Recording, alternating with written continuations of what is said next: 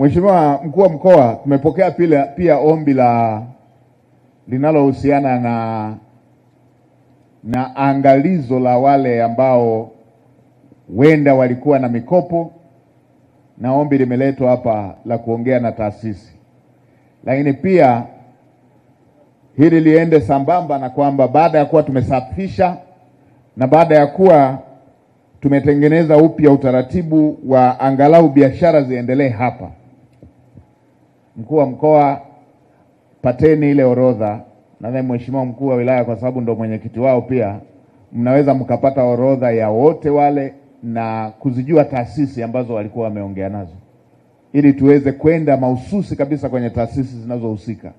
Jambo hili lililotokea halijatokea kwa kificho, hata hizo taasisi zinajua kwamba kuna jambo la dharura limetokea hapa, na sisi ofisi ya Waziri Mkuu tutaungana nanyi kuweza kuongea na hizo taasisi.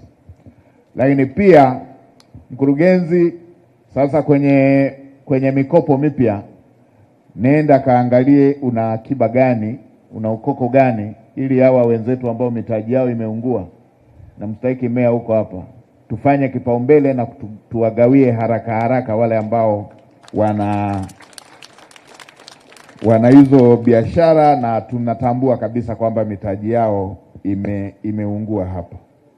Tuweke kwenye kipaumbele, tuharakishe ili wale ambao watakuwa wameonyesha nia hiyo waweze kupata upya mitaji hiyo kupitia dirisha hilo la 442 ambayo inapatikana kwenye halmashauri, manispaa na majiji yetu. Na mipango kesho hapa pote pasafishwe. Hii kazi ya kusafisha kesho iishe, ili yule ambaye ataweza kuanza taratibu ndogo ndogo za hapa na pale aweze kufanya hiyo. Mkurugenzi, tumeelewana bwana? Litakushinda hili? Hebu mpeni mic mkurugenzi, tupe uhakika huo. Sogea hapo mkurugenzi, ili wajue kabisa.